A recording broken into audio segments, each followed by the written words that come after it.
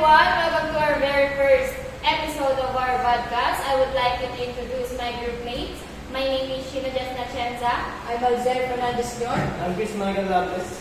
And I am Christian Ray. And we will going to have a podcast. What is podcast ba? It is a video version of podcast. We will going to tackle about AI assistant. So what is AI assistant for you guys? AI. Siguro, AI. Isa assistant, virtual assistant. Kumbaga, artificial siya na ginagamit ng mga tao. So, parang siyang mga CC or something, chat, GPT, gano'n. Parang, yun din yung nagbibigay ng mga meaning dun sa mga clueless na tao na gustong magtanong. So, sino yung alam ba kayo mga AI assistant examples? Meron yung, kagaya ng sinabi ninyo, like yung CC, AI Vip, at yung AI Chat. What CC? At CC, ito yung AI Chat na makakatulong or magagamit ng mga kabataan na ngayon. Like, kapag gawa ng mga letter at mga sentence na hindi nila alam. And dahil sa topic na ito, maganda itong topic na ito para podcast natin sa ibang tao. Kasi nowadays, napaka-essential nito sa mga students dahil sa ating mga... Oh, I agree. Kasi some of student using AI para lang gumawa ng homework or something project. Nakakatulong talaga yun sa kanila. Kasi mas nalilesen I don't yung even try mga that one homework pa nila. Even some student na meron namang tawag dito, IQ, gumagamit talaga sila ng AI. Wait lang, ask ko lang. In ChatGPT, as in, kung ano yung kailangan mo, lalabas na. Yeah. Oo. Kasi before, I tried nung doon sa Binuki! That, sinula ko talaga siya.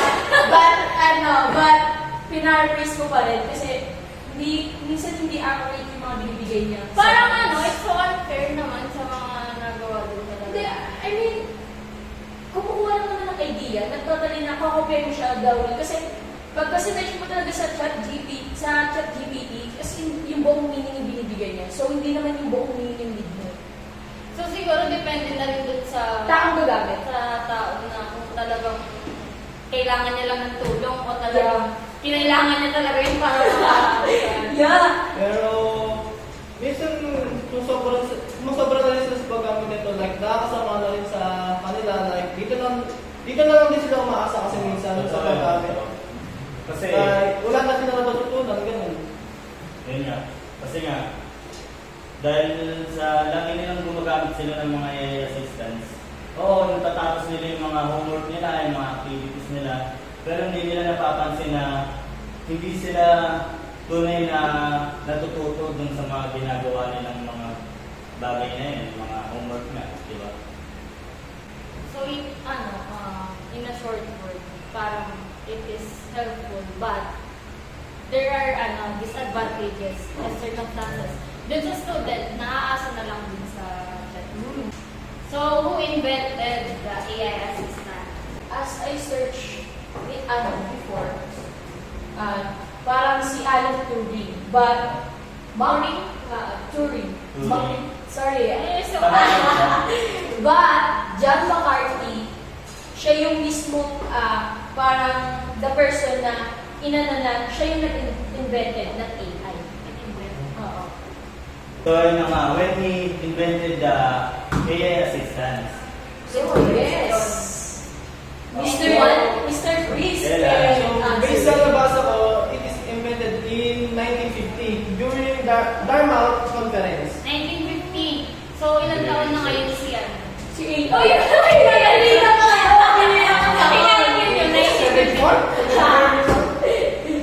So, yun guys. ano nga? Before of that, punta tayo sa main segment natin. So, next, we're gonna answer some interesting questions regarding AI. Are you ready, guys? Ready na ba kayo? Yes. Okay. First question. What the weirdest thing you ask an AI assistant to do? To do. Kumbaga, the weirdest things. yes, weirdest thing. Okay, meron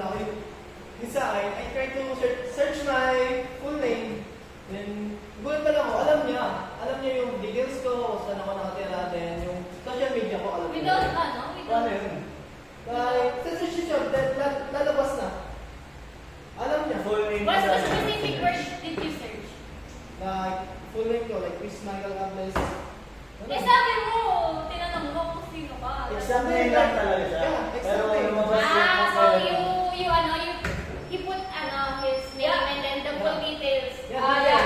Kaya I think it is so weird things because that AI, kumbaga, he knows her his identity. Kaya ganun.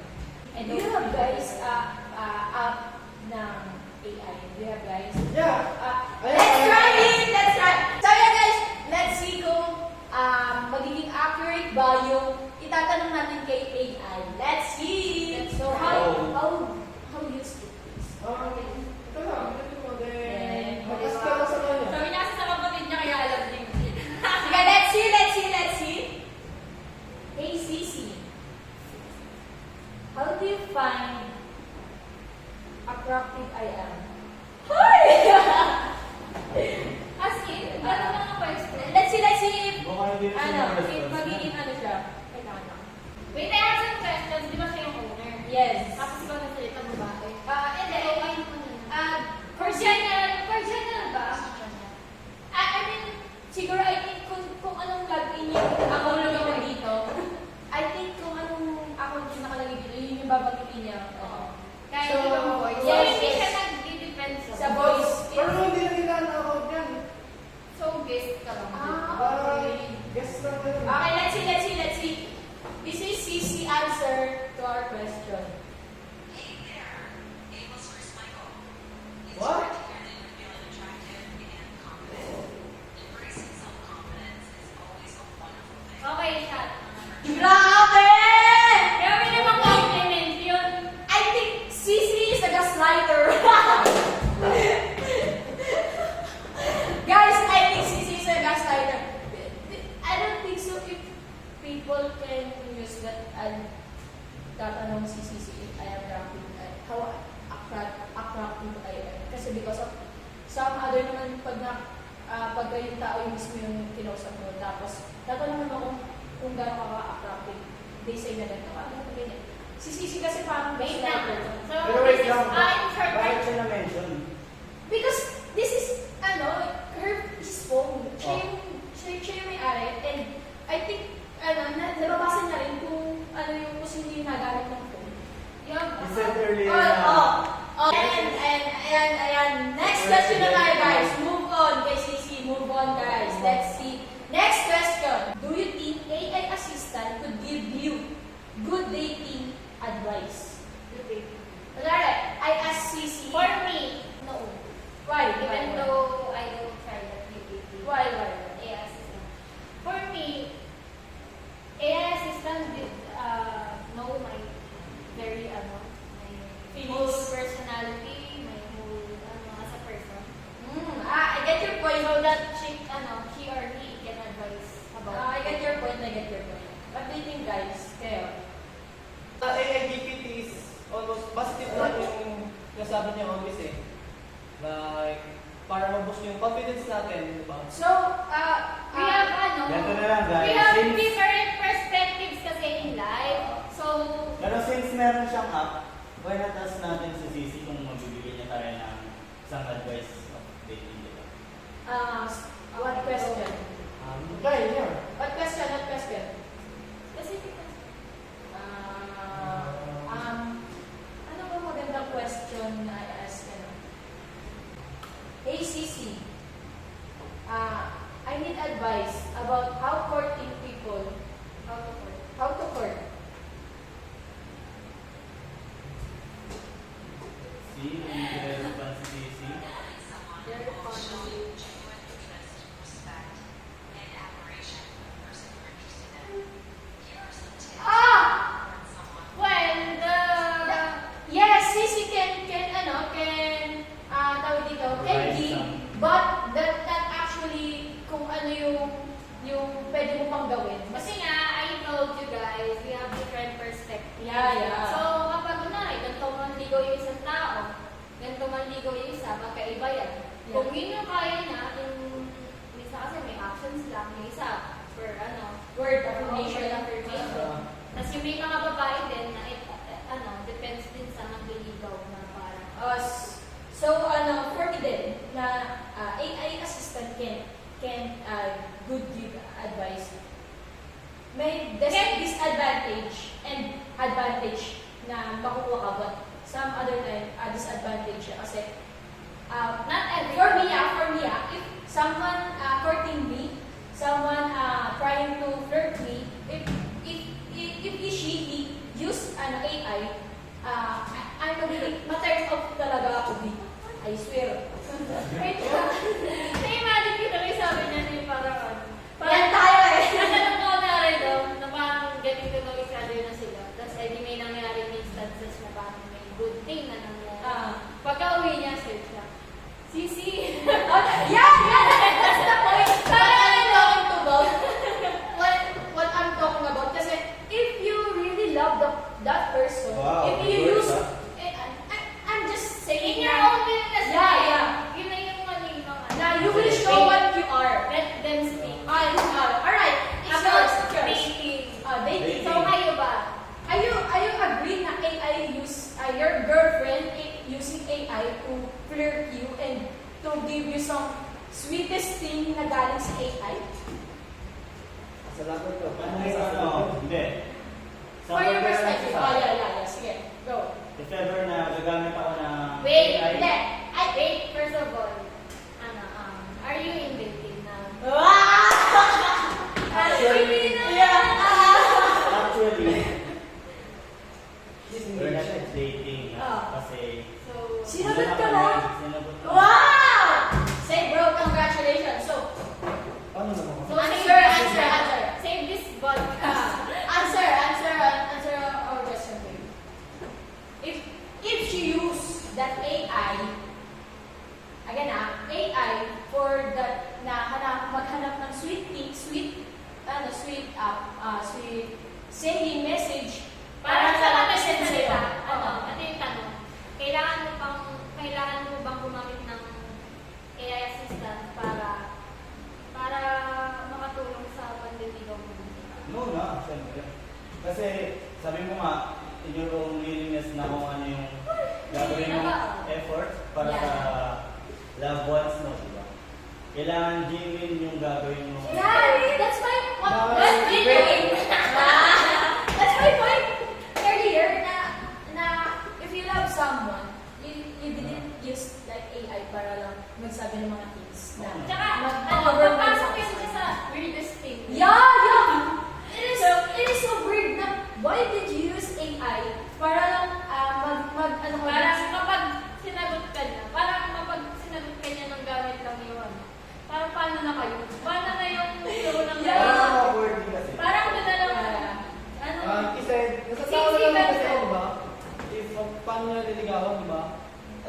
Paano yung proportion yung tao gusto niya? yung inaasahan niya ng mga assistant, parang, ano bang alam din sa buhay mo? Oo. Parang She or he knows ba you're feeling The towards specific, this the specific question will be answered by the CC or pero the assistant, but not every, not Pero weird lang, diba? Like, pag, alam niyo yung full details mo, diba? Yes, he and she. So, hindi na natin kailangan ng police. Oo, if that AI knows everything, di ba? If you search your crush, pwede mo search dito.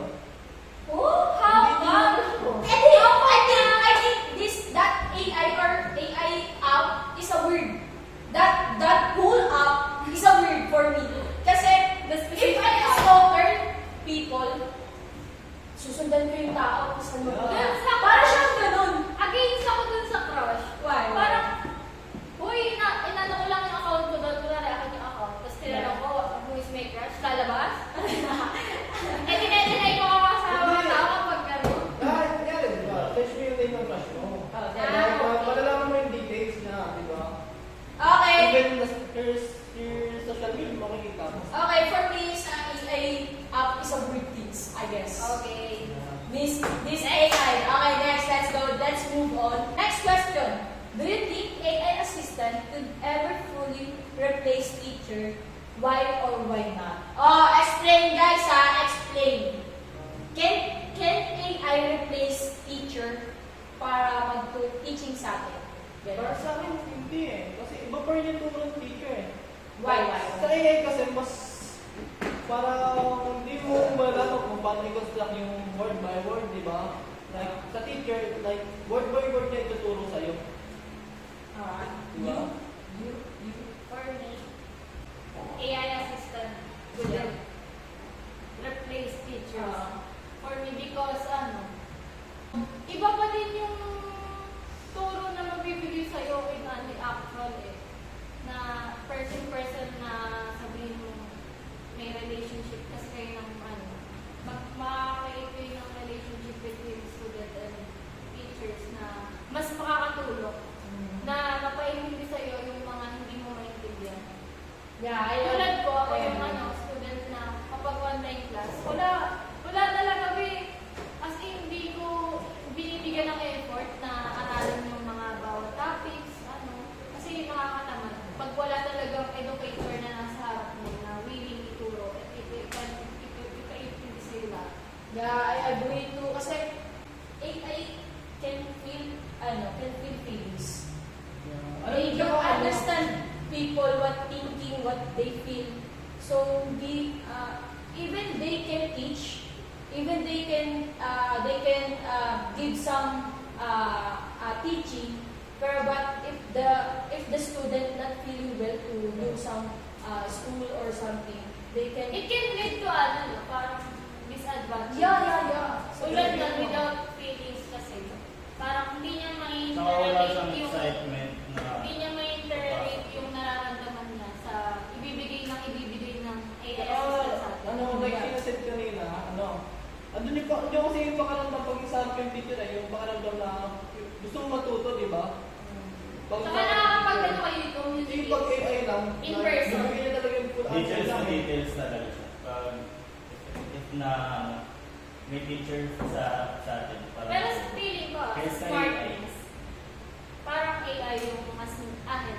Kasi talaga mas in one tap mo lang, one mo na lang. Yeah. In Full other details pag teachers minsan, di ba, lahat naman, di naman in general, pag may tinanong ka na unfamiliar sa kanila, wait lang, search lang. So, useful pa din talaga yung And also guys, some other country in our bansa, AI Pati nagalit mo lang. AI ang ginagamit nila for teaching. Sa ibang bansa, Yeah. Sa ibang bansa, AI even a robot. Japan. Yeah. Some other country talaga na nagagamit na ng AI. So, I agree din na sinabi ni Sheena na mas smartest talaga ang AI kaysa sa mga tao. But, disadvantage talaga. They don't know how can communicate properly dun sa mga tao ang tinuturuan nila kasi they don't know what they feeling. Kasi dun sa mga tao talagang nakakaintindi in ko the ano very nila. short parang their AI assistant is very emotional less ba? Mm. And also, I think AI assistant siya because, for assistant lang talaga. Not to interrupt with it.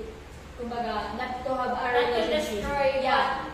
what we used to before. Yeah. Ever na magiging i-replace natin. I guess, Pero for me, against talaga. yeah, for me, if we have a voting someday na AI replace all teachers, I disagree. Pero kasi pang-modern na, di ba? Pang-modern na like ngayon. puro More on technology. Technology na. So ano sa'yo? Against ka ba? Or yeah. Sangayon ka? Hindi ako samahin sa AI. Sa akin, kung ma-replace, Yeah. teacher na. No. Students tayo. Yeah. Mapapalitan ng AI yung magtuturo sa atin. Ano magtuturo natin doon? Eh kung binibigay nga nila is specific na, paano natin mapapag-aralan yung Para sa akin, by kung details ba? sakaling, Step by step. kung sakaling hindi Kung, naman. kung specific agad yung binibigay sa atin. If parang i-mandate siya na gano'n na, nare-replace yung mga teacher. We have no choice to follow na lang. Ah, yeah. So, enough for this question. We all know now. Let's move on na. We're all against about this. And ayan guys, Because we love long desert. so ayan guys, after talk about AI, ano natutunan nyo for this segment? For me, mas mahalaga pa rin ang tulong ng teacher kaysa sa paggamit sa AI. Kasi kakagamit namin ito, mas wala tayo natutunan. Next, So, next. teacher kasi more iba. For me, it's okay to use that assistant artificial. For just the idea, not the whole thing na kailangan mo. Like yung sinasabi mo sa dating, it's very nonsense talaga. It's okay to use AI assistant for school works specifically. But I guess you can search for ideas only. So yung sa kanina about school because yung teachers. So yung sa akin outside school. Like fitness tracking also a part of the AI assistant. Right?